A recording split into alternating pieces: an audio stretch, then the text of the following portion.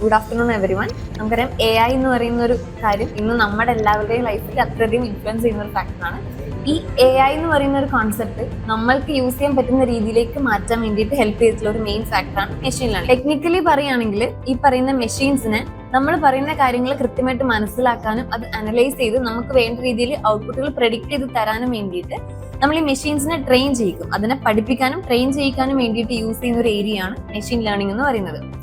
ഈ machine learning നമ്മൾ ഒരു കാര്യം പഠിക്കുമ്പോൾ, ഒരു എക്സാമ്പിൾ പറയുമ്പോൾ മെഷീൻസ് പഠിക്കുന്നത് ഒരു കുട്ടീനെ നമ്മൾ ചെറുപ്പത്തിൽ പറഞ്ഞു കൊടുക്കണം. ഓക്കെ, ഇത് റോസ് ഫ്ലവർ ആണ്, ഇതിന് ഇങ്ങനെ പെറ്റൽസ് ഉണ്ട്, മുള്ളുണ്ട്, ഇല ഇങ്ങനെയാണ് നമ്മൾ പറഞ്ഞ് പഠിപ്പിക്കണം. അതേപോലെ ഒരു മെഷീൻസിനെ നമ്മൾ കാര്യങ്ങൾ പറഞ്ഞ് പഠിപ്പിക്കും. ഒരു പ്രാവശ്യം ആ കുട്ടിക്ക് നമ്മൾ കാര്യങ്ങൾ പറഞ്ഞു കൊടുക്കും, രണ്ടാമത്തെ പ്രാവശ്യം ചിലപ്പോൾ നമുക്ക് പറഞ്ഞു കൊടുക്കേണ്ടി വരും. പിന്നെ അങ്ങോട്ട് ആ കുട്ടി ഓട്ടോമാറ്റിക്കലി മനസ്സിലാക്കി തുടങ്ങും. ഓക്കെ, ഇത് റോസ് ഫ്ലവർ ഇങ്ങനെയാണ്, ഇതിന് ഇന്ന ഫീച്ചേഴ്സ് ഉണ്ടെന്ന് ഓട്ടോമാറ്റിക്കലി മനസ്സിലാക്കും. ഇതേപോലെ ഒരു മെഷീൻസിന് നമ്മൾ ആദ്യത്തെ പ്രാവശ്യം ലാർജ് എമൗണ്ട് ഓഫ് ഡേറ്റ സെറ്റുകൾ യൂസ് ചെയ്ത് ഈ മെഷീൻസ് നമ്മൾ ട്രെയിൻ ചെയ്യിക്കും. അതിനുശേഷം ഈ മെഷീൻസിന്റെയും ഓട്ടോമാറ്റിക്കലി ഔട്ട്പുട്ടുകൾ പ്രെഡിക്റ്റ് ചെയ്യാൻ തുടങ്ങും. അപ്പൊ നമ്മൾ ഓരോരുത്തരും ഇപ്പൊ മാത്സ് പഠിക്കുന്ന ഒരു രീതിക്കായിരിക്കും, ഹിസ്റ്ററി പഠിക്കുന്നത് വേറൊരു രീതിക്കായിരിക്കും. അതേപോലെ തന്നെ മെഷീൻസ് മെയിൻ ആയിട്ട് 3 തരത്തിലാണ് കാര്യങ്ങൾ പഠിച്ചെടുക്കുന്നത്. അതിൽ ഫസ്റ്റ് വൺ ആണ് supervised learning, second one unsupervised learning. ഇത് രണ്ടും പിന്നാലെ നമുക്ക് പറയാം.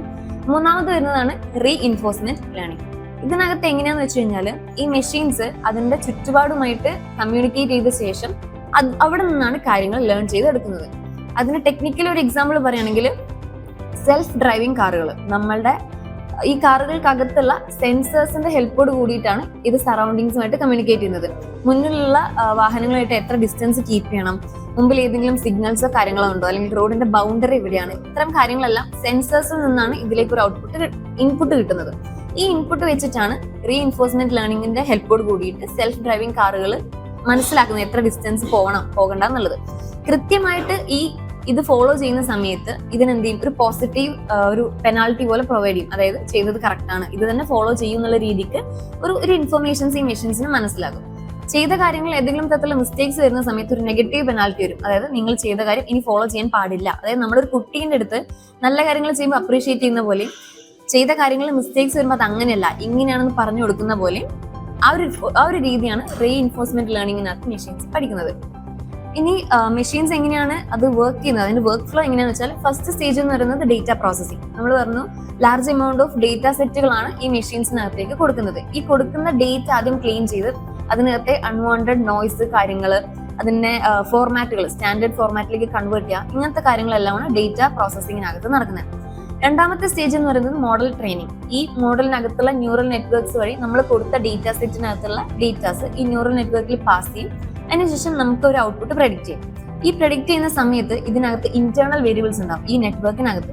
ഈ ഇന്റേണൽ വേരിയബിൾസിനകത്തുള്ള അഡ്ജസ്റ്റ്മെന്റിലൂടെയാണ് നമ്മൾക്ക് കിട്ടുന്ന ഔട്ട്പുട്ട് എത്രമാത്രം ആക്യുറേറ്റ് ആണ് അല്ല എന്നുള്ള കാര്യങ്ങൾ തീരുമാനിക്കപ്പെടുന്നത്. മൂന്നാമത്തെ ഫേസ് എന്ന് പറയുന്നത് ഇൻഫറൻസ് ഫേസ്. അതായത് നമ്മളിപ്പോ ഒരു ഇൻപുട്ട് കൊടുത്തു, അതിനനുസരിച്ച് ഒരു ഔട്ട്പുട്ട് നമുക്ക് മെഷീനിൽ നിന്ന് കിട്ടി. ഇത് കറക്റ്റ് ആണോ ഇല്ലയോ എന്നുള്ളത് ഈ ഡേറ്റ സെറ്റിനകത്ത് ഇല്ലാത്തൊരു എലമെന്റ് കൊടുത്ത് നമ്മൾ ടെസ്റ്റ് ചെയ്യും. അല്ലാത്ത പക്ഷം നമ്മൾ പിന്നെയും ഡേറ്റ സെറ്റ് വെച്ച് ട്രെയിൻ ചെയ്യും. നമുക്ക് ആക്യുറേറ്റ് ആയിട്ടുള്ള ഔട്ട്പുട്ട് കിട്ടാത്തടത്തോളം കാലം നമ്മൾ പുതിയ ഡേറ്റ സെറ്റുകൾ ആഡ് ചെയ്തുകൊണ്ടിരിക്കും.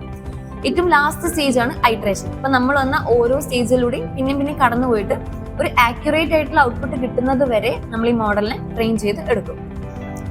ഇത്രയും കാര്യങ്ങളാണ് മെഷീൻ ലേണിംഗ് എന്നുള്ളൊരു രീതിയിൽ പറയാനുള്ളത്.